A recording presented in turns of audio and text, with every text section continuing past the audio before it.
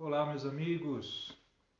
Mais uma vez, um bom dia, um bom início de domingo. Espero que vocês todos estejam bem, estejam com saúde.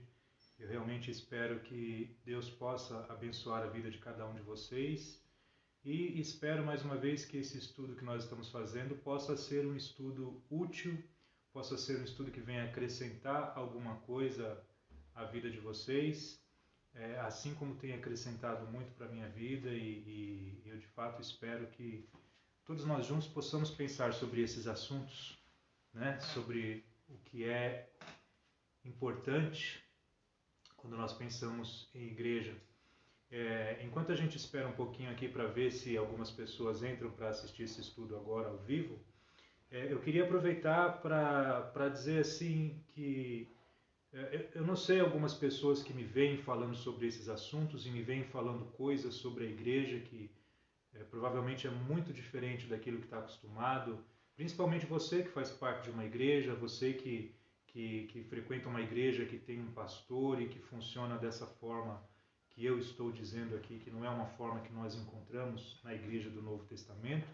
Uma coisa que eu quero deixar bem claro eu sei qual é o meu papel dentro da igreja e qual é o meu papel aqui tentando conversar com vocês, tentando passar algumas informações. É muito importante entender que eu sei, e eu espero que vocês também tenham essa consciência de que eu não salvo ninguém. Eu não sei quem está salvo e quem não está salvo.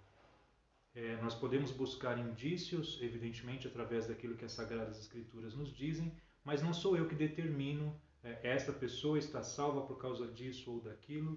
Salvar é papel de Deus. Então isso é uma coisa que tem que ficar muito clara. Quem salva as pessoas, quem sabe quem está salvo, quem são aqueles que estão salvos, é única e exclusivamente Deus. O meu papel aqui não é olhar para vocês e dizer, olha, se você faz parte de uma igreja que não é a igreja que nós encontramos no Novo Testamento, então você não está salvo. Este não é meu papel. Não é meu papel determinar esse tipo de coisa. Salvação é uma coisa que está apenas e tão somente na mão de Deus. O meu papel, como alguém que gosta de estudar as Escrituras, como alguém que gosta de procurar viver de acordo com aquilo que as Escrituras ensinam, é justamente esse. É mostrar as Escrituras sagradas para vocês. E é isso que eu estou fazendo. Mostrando as Sagradas Escrituras, mostrando o que nós podemos aprender ali, principalmente nos textos do Novo Testamento, como que a igreja é formada, como que a igreja é organizada, e com o intuito de que todos nós possamos, da melhor maneira, olhando para esses textos das Sagradas Escrituras, buscando aprender qual é a vontade de Deus para as nossas vidas, desta forma, como nós encontramos nestes textos, nos esforçarmos para que possamos ser salvos, para que nenhum de nós desperdice tamanha salvação que Deus nos oferece. E isso serve para você que não se preocupa com coisas de Deus, com coisas bíblicas, que não se preocupa com igreja, que não faz parte de nenhuma igreja, como isso serve para você também, que faz parte de uma igreja e que talvez esteja vendo algumas coisas agora que nunca tivesse pensado. Então, olhe, me desculpe, olhem para as Sagradas Escrituras, olhem para aquilo que é a vontade de Deus e é com esse esforço espiritual que nós vamos buscando ter humildade para nos colocarmos diante de Deus, para clamarmos a Ele por salvação, porque todos nós somos pecadores, todos nós somos falhos, todos nós temos problemas e todos nós dependemos única e exclusivamente de Deus para que tanto possamos ser salvos como para que possamos organizar a igreja dele aqui na terra.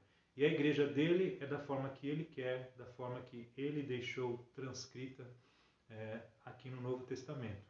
Então, eu espero que vocês entendam qual é o meu papel aqui. O meu papel não é dizer qual é a igreja que salva, mesmo porque não é a igreja que salva, né? A igreja é a comunidade daqueles que são salvos, daqueles que fazem parte da família de Deus.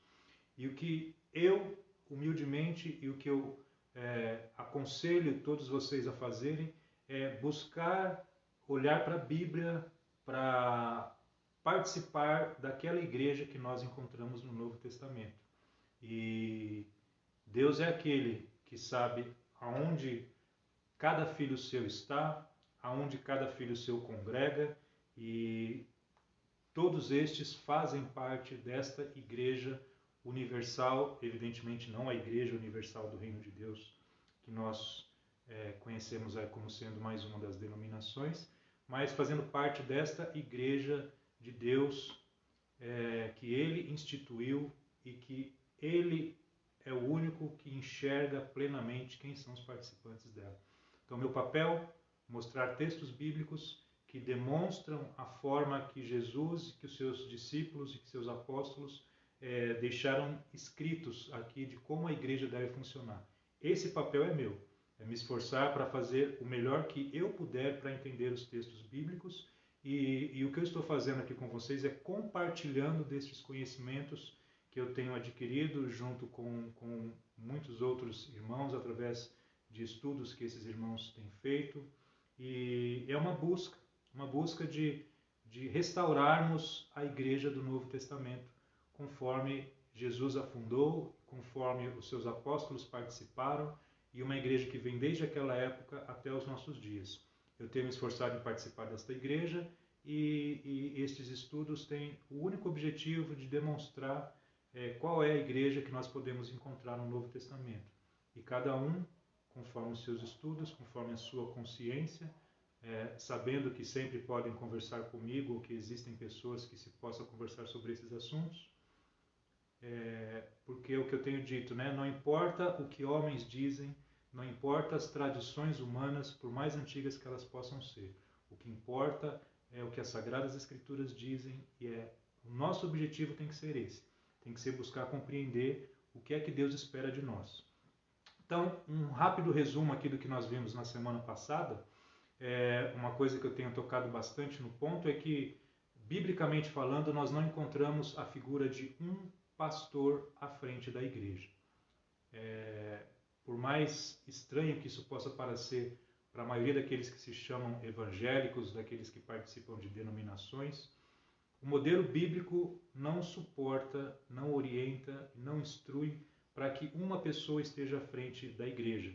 Eu vou ler aqui apenas Atos capítulo 20, versículo 28, que diz assim: Cuidem de vocês mesmos e de todo o rebanho sobre o qual o Espírito Santo os designou como bispos para pastorearem a igreja de Deus que ele comprou com o seu próprio sangue.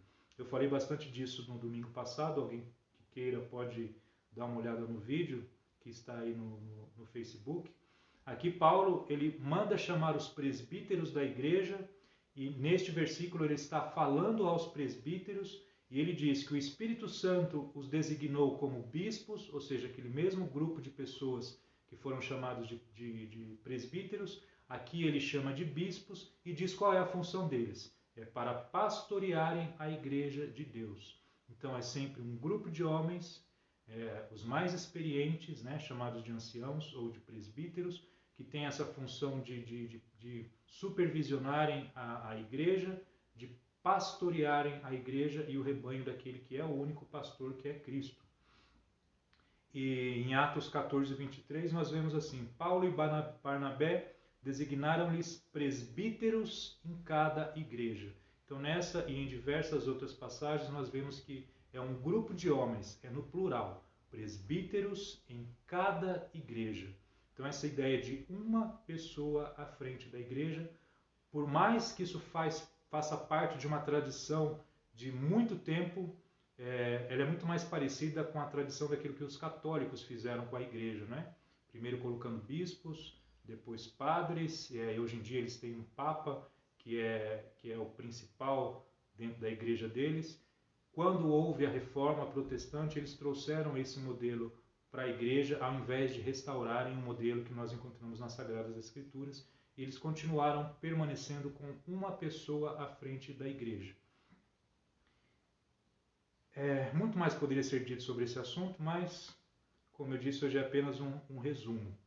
Um outro ponto que eu disse também semana passada é que nós não seguimos o Antigo Testamento, né? Nós não guardamos o sábado, nós não somos dizimistas, porque isso tudo estava na lei do Antigo Testamento, era para aquelas pessoas que viviam antes da nova aliança de Cristo. Romanos capítulo 10, versículo 4 diz: porque o fim da lei é Cristo para a justificação de todo aquele que crê. O fim da lei é Cristo. Eu acho que não dá para ser mais claro do que isso. Também temos o vídeo do estudo da semana passada, onde eu trato desse assunto com muito mais detalhes, né? E por que é que nós seguimos o Novo Testamento? Né? Então não seguimos o Antigo porque o fim da lei é Cristo. Cristo veio, cumpriu toda aquela lei, coisa que nenhum de nós seria capaz de fazer. Por isso, ele é o fim do Novo Testamento. E nós seguimos o Novo de acordo, por exemplo, com Atos capítulo 2, versículo 42, que diz: e perseveravam na doutrina dos apóstolos. Era assim que a igreja no primeiro século vivia, era assim que aquela igreja que os apóstolos, juntamente com Cristo, com o Espírito Santo, a partir de Atos capítulo 2, foi esta a igreja que se iniciou ali, e é esta igreja que existe até hoje e que eu procuro fazer parte dela. E essa igreja ela é fundamentada na doutrina dos apóstolos, não é no Antigo Testamento. Mas é naquilo que eles ensinaram no Novo Testamento. Uma coisa que é muito importante, que eu até acabei esquecendo de falar no videozinho de convite que eu fiz para esse estudo de hoje, é que para muitas denominações o batismo ele não é importante para a salvação. Ele é um ato externo de uma coisa que teria acontecido internamente no momento em que você creu em Jesus. E não é assim que eu vejo o Novo Testamento nos ensinando, né? Conforme esse entendimento, o batismo ele é essencial para a salvação, por ser o momento em que Deus escolheu para perdoar e salvar o homem. Então também tem um estudo bastante detalhado sobre isso na aula de domingo passado, mas hoje eu queria ler apenas Atos capítulo 2, versículo 38, que diz assim: Pedro respondeu: arrependam-se e cada um de vocês seja batizado em nome de Jesus Cristo para perdão dos pecados. Eu não torço versículos bíblicos, eu extraio informações desses versículos. Eu não preciso fazer malabarismos com outros versículos para que eles se encaixem nesse ou para fazer com que esse diga uma coisa que a minha tradição diz. Não. Esta passagem é muito clara em dizer: sejam batizados para o perdão dos pecados. Então é no momento do batismo que nós somos perdoados por Deus, como diz em Atos capítulo 22, versículo 16, quando Ananias diz para Paulo: e agora? O que está esperando? Levante-se, seja batizado e lave seus pecados. Aqui é muito claro que Paulo ele já havia crido em Jesus, ele já havia reconhecido Jesus como sendo o Messias, como sendo o Salvador, já sabia, né, o que os judeus haviam feito com o Messias, né, haviam crucificado, já tinha se arrependido por isso, mas ele ainda continuava sujo, vamos dizer assim, dos seus pecados. Então, o momento do batismo é o momento em que os nossos pecados são perdoados, são lavados, e é o momento em que, de fato, nós passamos a fazer parte da família de Deus. E passamos a fazer parte da família de Deus porque é no momento do batismo em que somos acrescentados à igreja. Né? Como diz em Atos 2:47, a continuação desse texto aqui de Atos 2:38, que diz: e o Senhor lhes acrescentava diariamente os que iam sendo salvos. Então, é Deus quem acrescenta a pessoa à igreja, e o momento em que ele faz isso é o momento do batismo. Não é o batismo que salva, não tem nada de especial naquelas águas na qual nós imergimos, mas aquilo é onde nós demonstramos a nossa obediência, onde de fato nós praticamos a nossa obediência e através desta fé obediente, neste momento do batismo, somos perdoados dos nossos pecados, somos acrescentados à Igreja de Deus e o Espírito Santo passa a habitar em nós. Eu sei que muitos talvez podem não ter ouvido esse tipo de coisa, mas leiam os textos, é isso que a Bíblia nos ensina.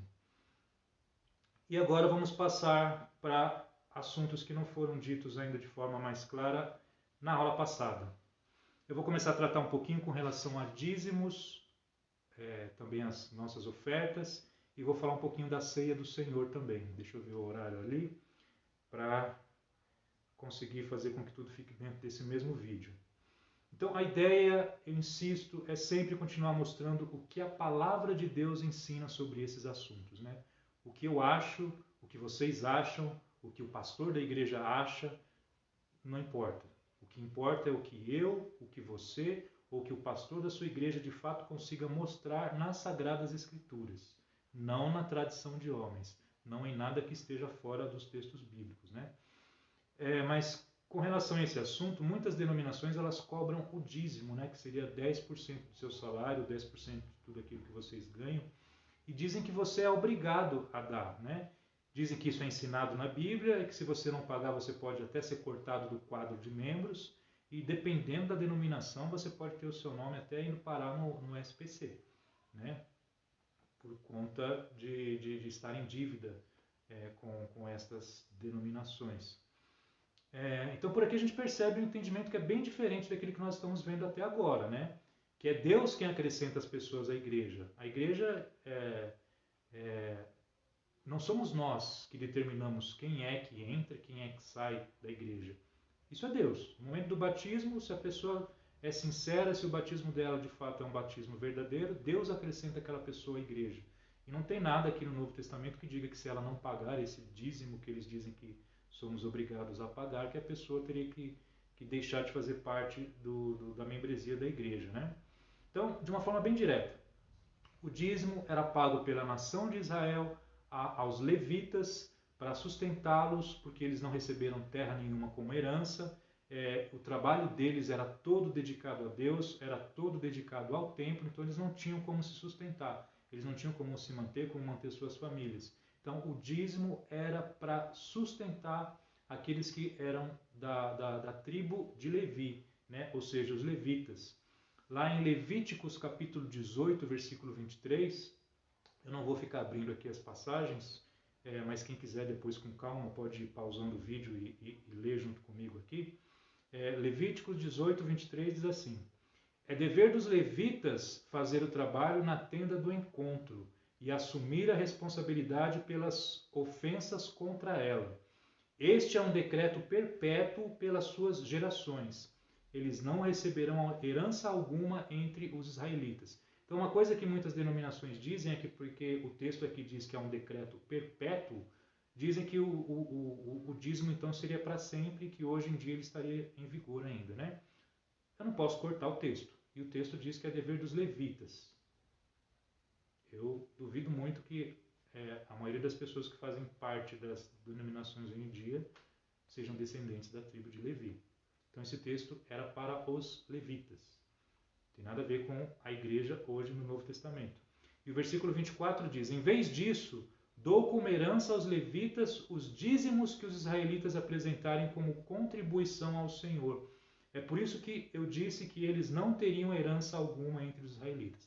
É muito claro, não há muito o que discutir aqui. O dízimo era para os levitas, era uma obrigação para os israelitas e servia para que eles pudessem se sustentar, não se preocuparem com isso e poderem trabalhar para Deus, para o templo de Deus e para todos esses assuntos que eram relacionados à espiritualidade ali dos israelitas, né?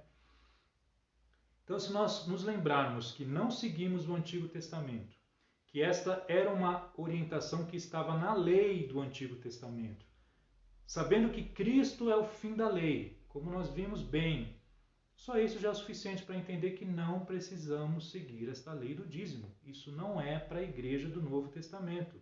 Então nós devemos procurar entender qual é a orientação que nós encontramos no Novo Testamento para que nós possamos seguir, para que nós possamos fazer as nossas ofertas de acordo com aquilo que é a vontade de Deus. Então isso para aqueles que fazem parte da mesma igreja em que eu congrego, é um assunto já muito bem trabalhado e nós entendemos muito bem.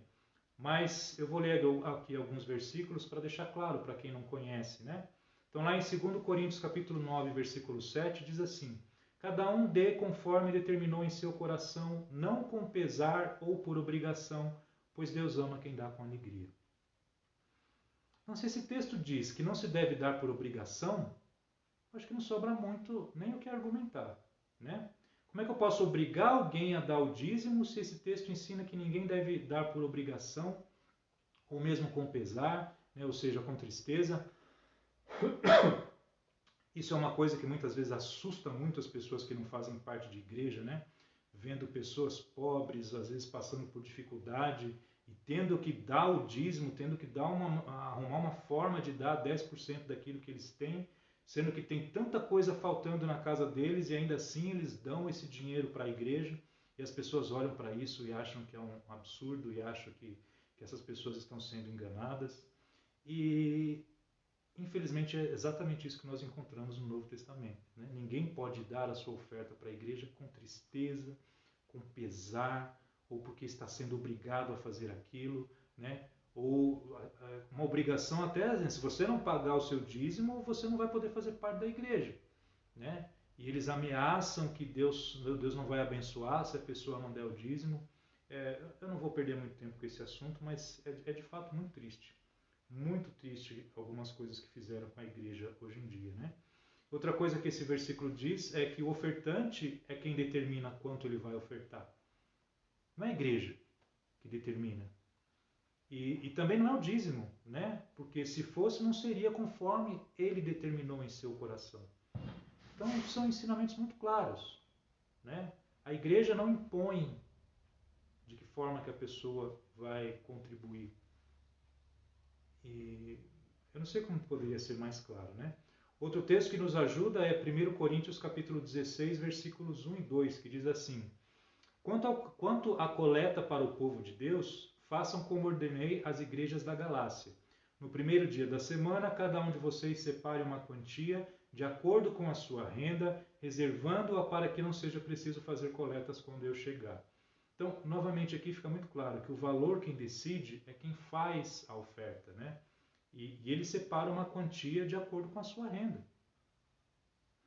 2 Coríntios capítulo 9, versículo 6, ensina que quem semeia pouco, colherá pouco, e quem semeia com fartura, colherá fartamente. Mas não é uma ordem, é um princípio, né? É uma coisa que deve nos ajudar e nos motivarmos a fazermos as nossas ofertas da melhor maneira que nós pudermos, né?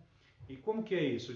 Cada um, de acordo com a sua renda, né? Da forma que ele achar melhor, né? Ou seja, conforme proposto no seu coração, ele separa em casa a quantia que ele decide ofertar. Então isso também vai contra aqueles pedidos calorosos, né, de oferta que são feitos ali nas mensagens, com que as pessoas se sentem emocionadas, tocadas, e aí acabam dando valores acima daquilo que poderiam dar. Não, o texto orienta para a pessoa se organizar em casa. Então ela deve olhar o seu orçamento, deve ser uma coisa de acordo com a renda dela, e ali ela define o que ela precisa fazer com o dinheiro que ela tem e quanto ela vai poder e quanto que ela quer ofertar para a igreja. É muito claro isso. E também encontramos um princípio importante aqui, né, que as ofertas elas sejam feitas no primeiro dia da semana. Então, as ofertas e coletas elas não devem ser feitas toda vez que a igreja se reúne, mas apenas nos cultos realizados no primeiro dia da semana. Aqui nós também não encontramos uma ordem para que seja feita isso, né? O contexto onde Paulo instrui para que eles façam essas ofertas no primeiro dia da semana é um contexto diferente daquele que nós encontramos hoje na organização dos nossos cultos. Mas é um princípio que nós encontramos, né? Que é uma organização. Então, fazer as coletas no primeiro dia da semana é um princípio bíblico, né? O foco e o objetivo da igreja não é dinheiro, arrecadar dinheiro, nem convencer o quanto mais pessoas puder para ajudarem a igreja. Não. É de uma forma organizada, os membros se organizam, no primeiro dia da semana eles fazem os seus cálculos durante a semana para que possam ofertar de uma maneira que eles se sintam bem, que eles determinem nos seus corações e sabendo que quanto mais e melhor for a nossa oferta, mais e melhor nós poderemos ter a ajuda de Deus. Mas isso não é uma barganha, isso não é uma troca, né? Se eu não estiver fazendo pelos motivos certos, não adianta eu esperar bênçãos, porque Deus não vai abençoar o meu erro, né? E por falar no primeiro dia da semana, eu aproveito para perguntar quando é que nós devemos realizar a ceia do Senhor? O que nós encontramos aí nas denominações é que muitas vezes se faz a ceia uma vez por mês, algumas fazem a cada 6 meses, tem algumas que chegam a fazer uma vez por ano, né? E o dia? Será que tem um dia certo para fazer a ceia? Porque muitas denominações também fazem num sábado, né? Será que isso importa? Será que eu posso escolher e determinar de que forma que eu vou fazer que eu vou participar da ceia do Senhor? Então, em Atos capítulo 20, versículo 7, nós temos um outro princípio importante que nós encontramos aqui, que diz assim: ó, no primeiro dia da semana, reunimos-nos para partir o pão, e Paulo falou ao povo. Pretendendo partir no dia seguinte, continuou falando até a meia-noite. Então, nessa passagem, nós vemos que a igreja primitiva, aquela igreja do Novo Testamento, ela se reunia com o propósito de partir o pão no primeiro dia da semana. O primeiro dia da semana é o domingo. Partir o pão aqui se refere à ceia do Senhor. Então nós percebemos que não temos também uma ordem aqui, né, para que a ceia seja realizada no domingo. Mas nós temos como é que a igreja na época do Novo Testamento participava da ceia do Senhor. Simplesmente, o propósito para que eles se reunissem no primeiro dia da semana era para participar da ceia. Olha a importância que eles davam. Para no primeiro dia da semana eles se reuniam com o propósito de participarem da ceia do Senhor. Então era assim que aquela igreja que os apóstolos fundaram através de Cristo e a igreja que eles participavam juntamente com os demais discípulos, é assim que eles participavam da ceia, todo o primeiro dia da semana. Nós temos indícios históricos de que a igreja no segundo século seguiu esse costume. E eles continuaram se reunindo todo o primeiro dia da semana para participar da ceia. Eu até tinha pensado em separar alguns trechos históricos, mas para que a aula fique mais enxuta, né? A ideia é pensar que a cada domingo a igreja primitiva se reunia para partir o pão. Então não era uma vez por mês, não era uma vez por ano, e muito menos era num sábado, né? Ou qualquer outro dia que fosse. Eles faziam todo primeiro dia da semana. E aí eu pergunto, se a igreja na época do Novo Testamento, a igreja que os próprios apóstolos congregavam, né? Se ela se reunia no primeiro dia da semana com esse propósito de participar da ceia, se nesse mesmo dia eles davam as suas ofertas, quem é que pode achar que tem um melhor entendimento do que eles para fazer de uma forma diferente? Que autoridade que uma pessoa tem para mudar e dizer que é melhor a gente fazer assim do que a maneira que os apóstolos faziam? Olha, realmente essa pessoa deve ser muito importante, né? Quem começou a alterar essas coisas se colocou acima daquilo que os próprios apóstolos ensinaram, né? Mas de fato, nós não temos uma ordem, mas nós temos o exemplo deles. E se eles entenderam que era assim que o Senhor os instruiu a participar da ceia, quem sou eu para fazer diferente? Por que eu vou pensar que é melhor não fazer todo o primeiro dia da semana, ou mesmo que não tenha importância se eu fizer no sábado? É como eu disse, né? Nós temos que nos preocupar com o que Deus nos ensinou, com o que Ele deixou registrado nas Sagradas Escrituras, e é isso que nós temos que nos preocupar em obedecer. E se eu tenho um exemplo claro de como é que os apóstolos faziam, eu não encontro nenhum motivo para achar que fazer diferente pode ser melhor. Eu não vejo da onde eu tiraria uma autoridade para mudar aquilo que os próprios apóstolos entenderam ser a maneira que Cristo queria que a igreja se organizasse. E agora passando para outro assunto, né? Mais um assunto delicado, com relação a denominações. Nome de igreja. Qual deve ser o nome da igreja, né? Eu tenho falado aqui em denominações, mas será que faz diferença qual é o nome da igreja em que eu congrego? É muito comum as pessoas perguntarem para mim, eu imagino que para vocês também, quando começa a se falar, quando a pessoa entende que nós somos cristãos, né? A pessoa logo pergunta: de qual igreja você é? E aí nós temos a possibilidade de muitas respostas, né? A pessoa pode dizer que é da Assembleia de Deus, que é da Deus e Amor, que é da Universal do Reino de Deus, Evangelho Quadrangular, Batistas, Congregação Cristã, mais uma série de outros, alguns que estão sendo considerados até seitas, né, não fazendo parte desse grupo seleto que se autodenomina aí os evangélicos, né? Será que faz diferença o nome que se dá para a igreja? Será que a igreja que Jesus fundou, será que ela tem um nome? A igreja que eu frequento, né, para que eu não dê a impressão de que eu estou apenas criticando os outros, né, então é melhor, antes de falar dos outros, eu falar de mim. A igreja que eu frequento é a Igreja de Cristo. E não é só mais uma denominação. E eu já vou explicar por quê, né? E eu pretendo demonstrar que Igreja de Cristo não é o nome desta igreja, não é a denominação da congregação que eu frequento. Eu espero que isso fique claro quando nós terminarmos esse assunto aqui. Será que no Novo Testamento nós encontramos um nome para a igreja? Se existir, então todas as igrejas não deveriam ter esse mesmo nome? Que a igreja que os apóstolos frequentavam supostamente poderia ter?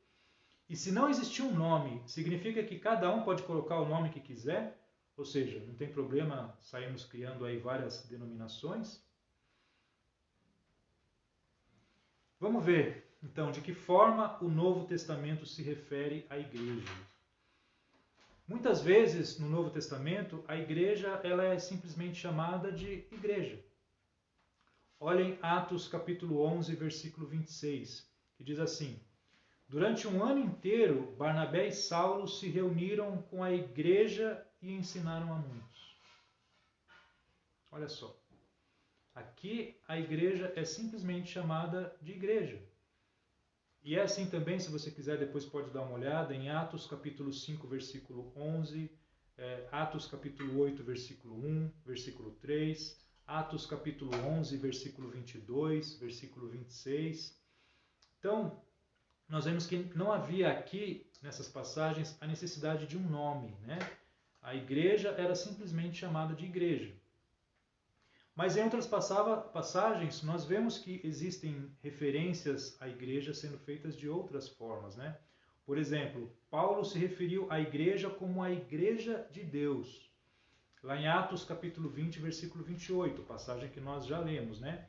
Cuidem de vocês mesmos e de todo o rebanho sobre o qual o Espírito Santo os designou como bispos para pastorearem a igreja de Deus, que ele comprou com o seu próprio sangue. Mas será que a igreja de Deus é um nome? Será que se eu criar hoje uma denominação e colocar uma placa lá escrito, né, Igreja de Deus, aí está tudo bem, né, porque este é um nome de igreja que a gente encontra no Novo Testamento? Será que é dessa forma que nós devemos agir? Uma outra passagem é em Hebreus capítulo 12, versículo 23, onde nós lemos assim: a igreja dos primogênitos cujos nomes estão escritos nos céus. Então aqui a igreja é chamada de a igreja dos primogênitos. Então é uma outra plaquinha que eu posso colocar, que é autorizada por Deus, que é autorizada no Novo Testamento, e eu posso colocar lá, igreja dos primogênitos. Aí está tudo bem? Aí não teríamos problemas com isso? Será que é um nome que eu posso usar para uma denominação que seja um nome bíblico? E o que nós encontramos às vezes é uma referência ao local em que a igreja estava, né? Então, por exemplo, lá em Atos capítulo 13, versículo 1, fala da igreja em Antioquia. Em Atos capítulo 11, versículo 22, fala da igreja que estava em Jerusalém. Em 1 Coríntios capítulo 1, versículo 2, é interessante porque ali fala da igreja de Deus que estava em Corinto.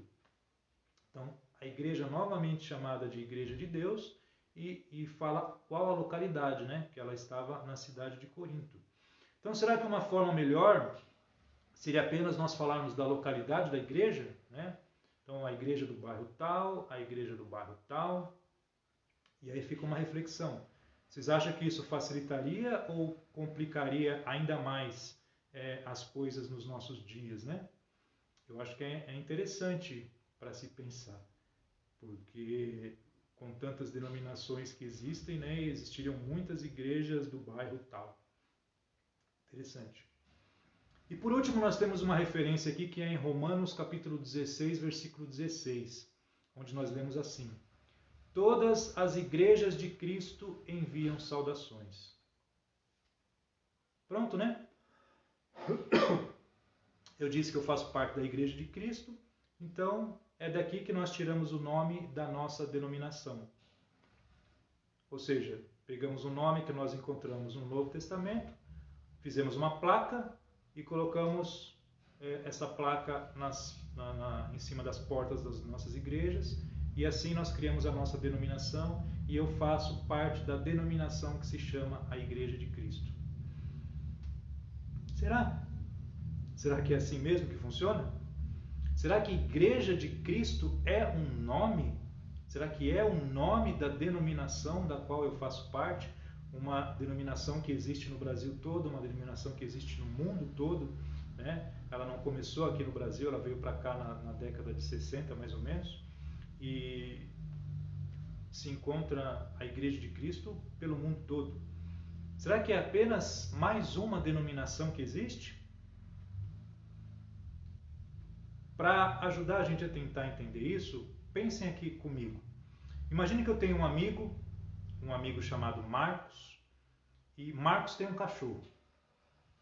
E aí eu estou conversando com vocês, estou falando do Marcos, aí de repente eu começo a falar do cachorrinho dele. Eu falo, nossa gente, o cachorro do Marcos ele é branquinho, ele é peludinho, ele é todo fofinho. Oh, que beleza o cachorrinho do Marcos. E aí se eu perguntasse para vocês, depois de ter dado essas explicações, qual é o nome do cachorro do meu amigo Marcos? Vocês percebem que eu não falei o nome do cachorro, né? Eu só disse que o cachorro era do Marcos. Então entendam que se eu disser o cachorro do Marcos, eu disse apenas a quem o cachorro pertence, né? Eu não disse qual é o nome daquele cachorro. Então, da mesma forma, quando eu digo para vocês que eu sou da Igreja de Cristo, eu não estou dizendo o nome da igreja. Eu não estou dizendo o nome da minha denominação. Eu estou apenas dizendo a quem a igreja pertence. Por isso que eu disse que Igreja de Cristo não é uma denominação, né? Igreja de Cristo não é um nome, é apenas uma descrição sobre a igreja, né? Simplesmente está dizendo alguma coisa sobre a igreja, está dizendo que a igreja pertence a Cristo. Cachorro do Marcos, eu não sei o nome do cachorro. Igreja de Cristo, eu não sei qual é o nome da igreja. Eu só sei a quem a igreja pertence, né? Então, da mesma forma, os outros versículos que eu citei aqui não são nomes, né? São apenas outras descrições sobre a igreja. Então, descrevem uma característica ou descrevem o lugar em que a igreja está, mas nunca é dado um nome para a igreja. Ou seja, a igreja de Deus, as igrejas de Cristo, descrevem a quem pertence a igreja. Quando eu falei lá de Hebreus, a igreja dos primogênitos, descreve ali quem é que fazia parte da igreja. Então, a igreja no Novo Testamento simplesmente é chamada de igreja. Nada mais. Não tem outro nome.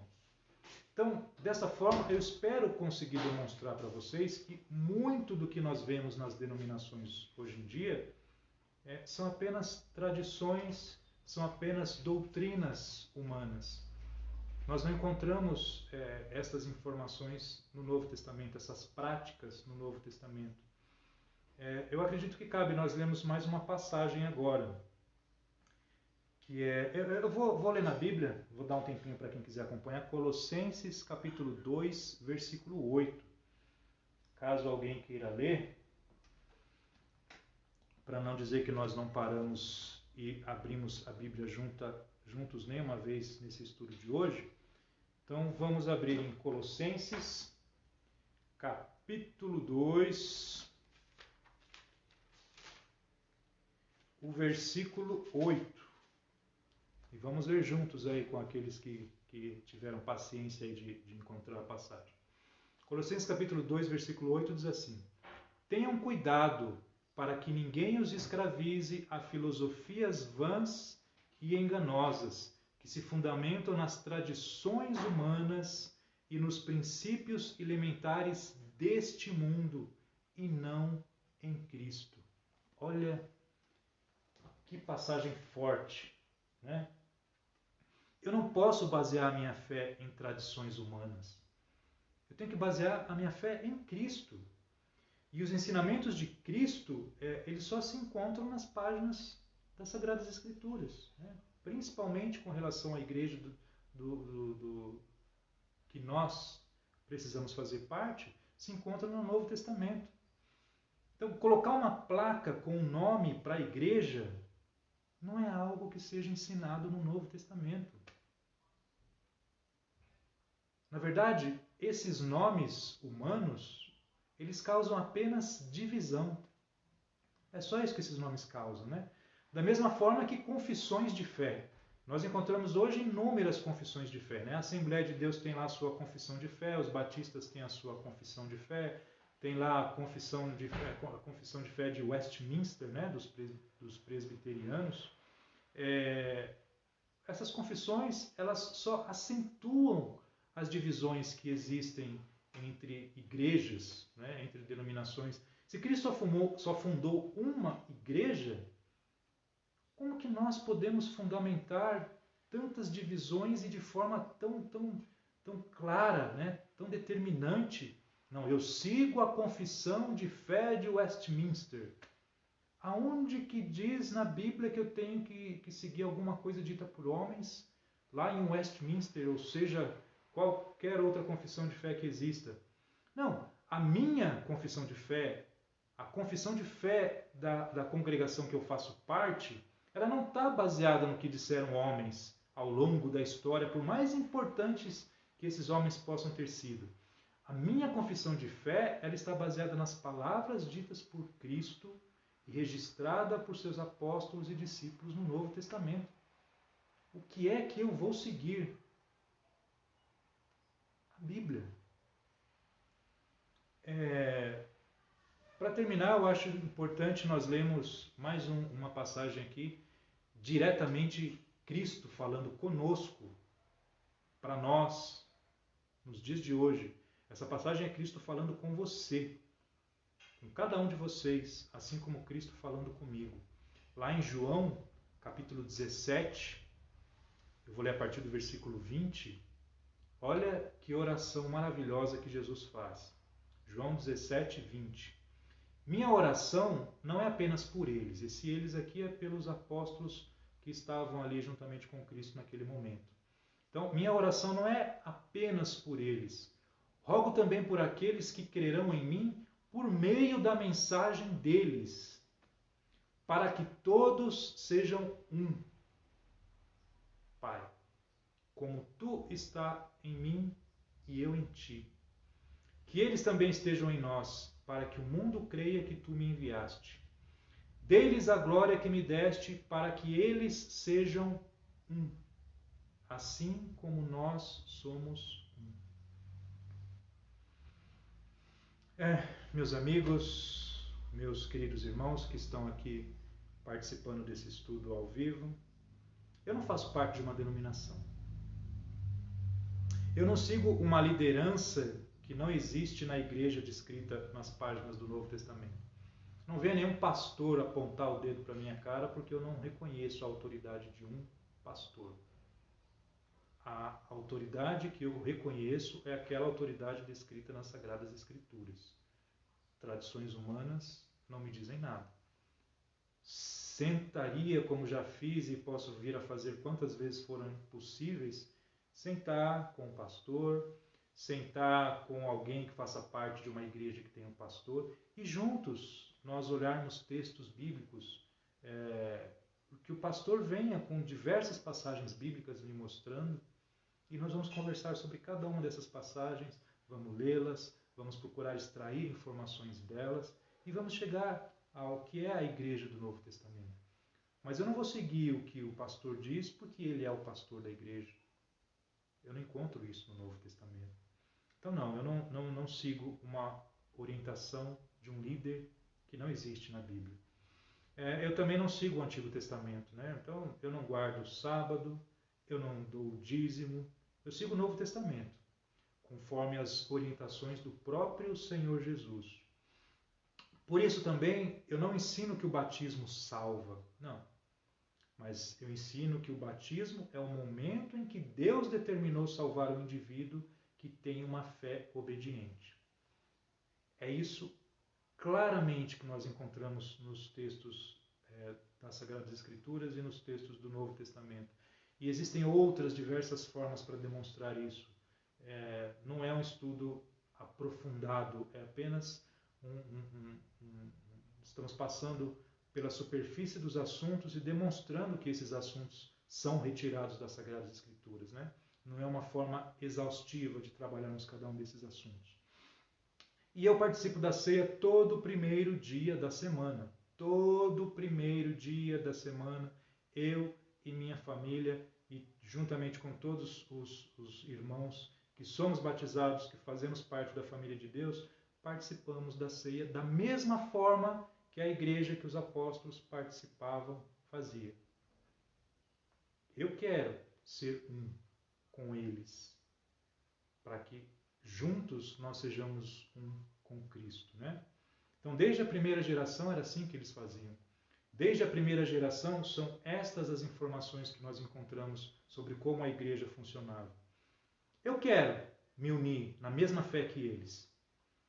Eu quero ser um com eles e com todos aqueles que fazem parte dessa igreja de Deus. Eu não quero fazer parte de uma denominação, né? Mas eu quero fazer parte da igreja de Deus. Eu quero fazer parte da igreja de Cristo. E eu quero me juntar aos primogênitos para que eu tenha o meu nome escrito lá no céu, lá no livro da vida. Então, como que eu faço isso? Como que eu posso participar de tão maravilhosa salvação que Deus nos oferece, né? É me esforçando em fazer parte daqueles por quem Jesus orou aqui em João capítulo 17, né? Para que todos nós sejamos um, para que todos nós estejamos em Cristo. Então, meus amados, eu preciso terminar. Eu espero realmente que Deus abençoe a todos. Mais uma vez eu agradeço a todos vocês que estão participando aqui desse estudo. Peço ajuda. Eu não sei se eu falo mais um pouco sobre isso semana que vem. Eu estava pensando em, de repente, dar algumas justificativas se de fato é importante nós procurarmos seguir à risca tudo que nós encontramos no Novo Testamento, ou se eu estou sendo exagerado, se eu estou sendo muito meticuloso, se há espaço para que a gente possa fazer alguma coisa do jeito que a gente acha melhor ou não.